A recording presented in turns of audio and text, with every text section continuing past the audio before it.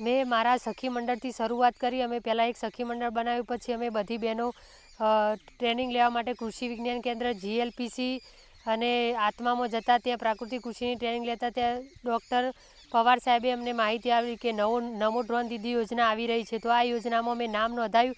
પછી મારું ઇન્ટરવ્યૂ થયું. ઇન્ટરવ્યૂ થયા પછી અમે પૂના ટ્રેનિંગ માટે 15 દિવસ ગયા. ત્યાં ટ્રેનિંગમાં એક્ઝામ પાસ કરીને મને ડ્રોન પાયલોટનું લાઇસન્સ મળ્યું. લાઇસન્સ મેળવ્યા બાદ મીડિયા ભાઈઓ દ્વારા ન્યૂઝમાં આવી ગયું હતું, એટલે બધાને ખબર હતી કે અમને લાઇસન્સ મળી ગયું. તો ત્યાંથી જ ઓર્ડર આવવાના શરૂ થયા. એટલે 1 મહિના બાદ અમને ડ્રોન, ઇલેક્ટ્રિક રિક્ષા અને જનરેટર એમ અંદાજિત 17 લાખની કીટ અમને ઘર બેઠા આપવામાં આવી સરકાર તરફથી ફ્રીમાં.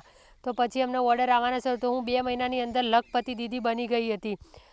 અને પછી મારે કોઈ જગ્યાએ ઓર્ડર શોધવા જવા ન પડ્યા. ઓલરેડી મારે બધી જગ્યાએ જિલ્લામાં, જિલ્લા બહાર અને મધ્યપ્રદેશ સુધીના મને ઓર્ડર આવવા લાગ્યા.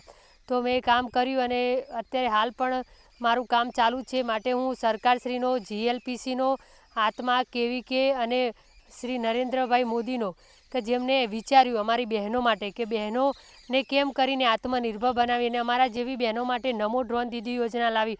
માટે હું દરેકનો આભાર માનું છું.